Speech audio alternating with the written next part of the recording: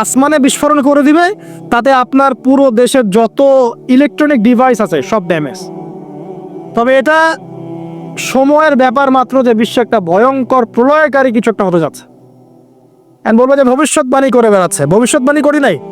আপনার বর্তমান সম্পর্কে জ্ঞান নাই বলেই বর্তমানকে আপনার ভবিষ্যৎ মনে হয়। ভয়ঙ্কর অবস্থা, সামনে ভয়ঙ্কর খাদ্য সংকট দেখা দিবে, কৃষিজ দিকে ফোকাস করতে বলছে এবং নিজেদের খাদ্য উৎপন্ন করার দিকে মনোযোগী হতে বলছে। এই কথাগুলো 5 বছর থেকে বলি নাই, তখন তো খারেজি হয়ে গেছিল। তো এই যে কথাগুলো, এগুলো কোনো অনেক গল্প কাহিনী না। যারা ওয়ার্ল্ড অ্যাফেয়ার্স বোঝেন তারা জানেন যে বিশ্ব এখন একটা ভয়ঙ্কর একটা অবস্থার সম্মুখীন হয়েছে। বর্তমান বিশ্বের যে অবস্থা, পুরো বিশ্বের প্রায় প্রতিটা রাষ্ট্রই আসন্ন বিপদের সম্মুখীন। এগুলো দেখার জন্য এক চোখ যথেষ্ট না। শুধু কোরআন এবং সুন্নাহ প্রোটেস্ট্যান্ট ভার্সনে পড়ে গেলেই কেউ দেখতে পারবে এমন নয়। এগুলো দেখা এবং বোঝার জন্য আল্লাহর নূর দরকার। কি দরকার? আল্লাহ পাকের নূর দরকার। যার কলবের মধ্যে আল্লাহর নূর আছে তার মধ্যে হিকমা এবং বাসিরা বেশি থাকে। যার মধ্যে কোরআন সুন্নাহর জ্ঞানের পাশাপাশি সমসাময়িক বিষয়গুলোর জ্ঞান আছে, এবং এই সব জ্ঞান অর্জন করার পরে যে ব্যক্তি বিনয়ী অহংকারী নয় এবং যে ব্যক্তি এই জ্ঞান অনুযায়ী আমল করে এবং এই জ্ঞানটাকে বর্তমান প্রেক্ষাপটের সাথে মেলানোর চেষ্টা করে এবং সেজদায় পড়ে পড়ে আল্লাহর কাছে দোয়া করে, আল্লাহ আমাকে হেদায়েত দান করো, আল্লাহ আমাকে বাসিরা দান করো, আল্লাহ আমাকে দূরদর্শিতা দান করো, ইনশাআল্লাহু তাআলা আল্লাহ পাক তার কলবে তার নূর নাজিল করবে ইনশাআল্লাহ। আল্লাহ রাব্বুল আলামিনের নূর ছাড়া এই বিশ্বকে আপনি বুঝতে পারবেন না, চিনতে পারবেন না। তো প্রেক্ষাপট এখন এমন যেটা মিলে যাচ্ছে সরাসরি আইয়ামে জাহিলিয়াতের সাথে। এই শব্দটা শুনেছেন? আইয়ামে জাহিলিয়াত। আমরা সাধারণত বলি যে নবী সাল্লাল্লাহু আলাইহি ওয়াসাল্লামের নবুয়তের আগের যে যুগটা ছিল ওই যুগটাকে সাধারণত আইয়ামে জাহিলিয়াহ বলা হয়, মানে অন্ধকারাচ্ছন্ন যুগ বলা হয়, তাই তো? কেন বলা হয়? এটা কি ভালো প্রশ্ন না? কি কারণে ওই সমাজের মানুষগুলোকে আমরা জাহেল বলি? জাহেলকে, যে ব্যক্তি জানে না সে যেমন জাহেল, সত্য আসার পরে প্রত্যাখ্যান করে সেও তো জাহেল নাকি? এবং সত্যের অনুকূলে যে আমল করে না, সত্যকে পাশ কাটিয়ে চলে যায়, সে কি জাহেল নয়? জাহেলিয়াহ মানে কি? যারা জাহেলি কাজ করত তারা জাহেলিয়াতের মধ্যে ছিল। যারা জাহেলি মূর্খতাপূর্ণ কাজ করত তারা জাহেলিয়াতের মধ্যে ছিল। এখন এই যুগেও এসে যদি আমরা এই জ্ঞানের বিপ্লব আমরা যে বলি, এই বিশ্বেও যদি আমরা জাহেলের মতো কাজ করি, আমরাও জাহেলিয়াতের মধ্যেই আছি। কথা কি বুঝতে পারছেন? আচ্ছা, একটা প্রশ্ন করলাম, বলেন আইয়ামে জাহেলিয়াতকে কেন জাহেলি যুগ বলা হয়? বলেন। দাওয়াতের কাজ বন্ধ ছিল, একজন বলেছে। আপনি বলেন। বলেন। বর্বরতা ছিল, আর কি ছিল? মেয়ে সন্তানকে পুঁতে ফেলা হতো, আর কি ছিল? মূর্খতা, আর কি? মূর্তি পূজা করা।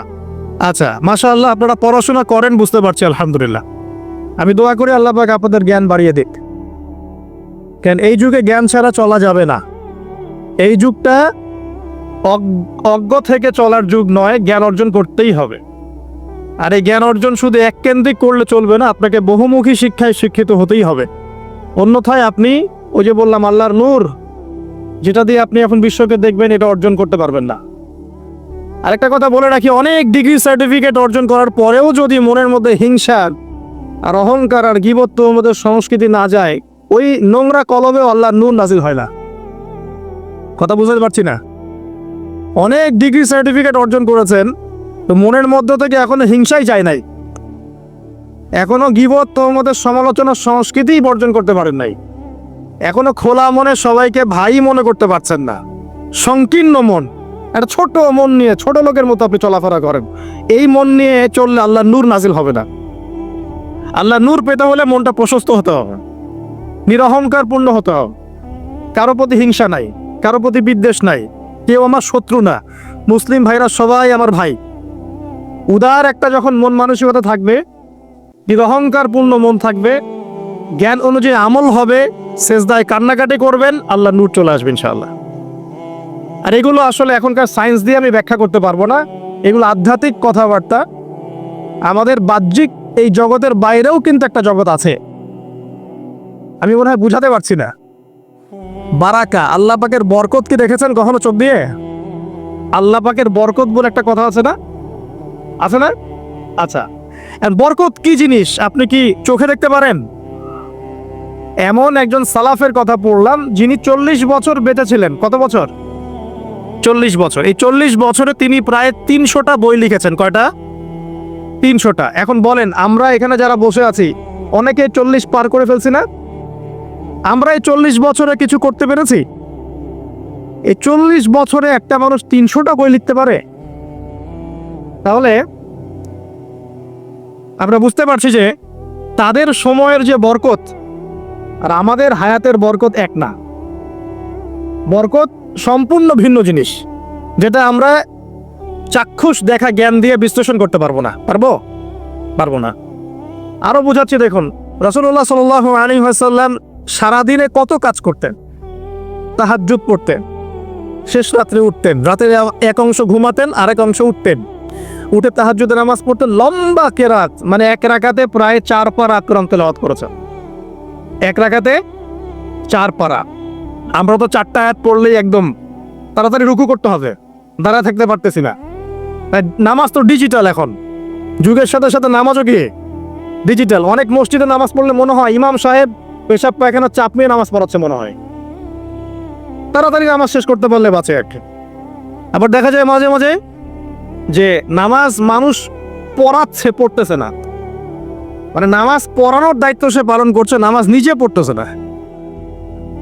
তো এই ডিজিটাল নামাজ না। নবী সাল্লাল্লাহু আলাইহি ওয়াসাল্লাম এক রাকাতে 4 পারা কোরআন তেলাওয়াত করেছেন, প্রায় 4.5 পারা তাহাজ্জুদের নামাজে। তখনই তো গিয়ে পা ফুলবে। এই যে পা ফুলতো, এমনি এমনি পা ফলে? কতক্ষণ দাঁড়ায় থাকলে একটা মানুষের পা ফলে? তো নবী সাল্লাল্লাহু আলাইহি ওয়াসাল্লামের পা ফুলে যেত, পা মোবারক ফুলে যেত। লম্বা সালাত পড়তেন, সালাতের পরে আবার কিছুক্ষণ ডান কাতে শুয়ে থাকতেন সুন্নত পড়ে। বেলাল রাদিয়াল্লাহু আনহু এসে ডাক দিতেন, তিনি গিয়ে মসজিদে নববীতে নামাজ পড়াতেন। ফজরের নামাজও হতো লম্বা, কেরাত হতো লম্বা। নামাজের পরে আবার সাহাবীদের সাথে কথাবার্তা বলতেন,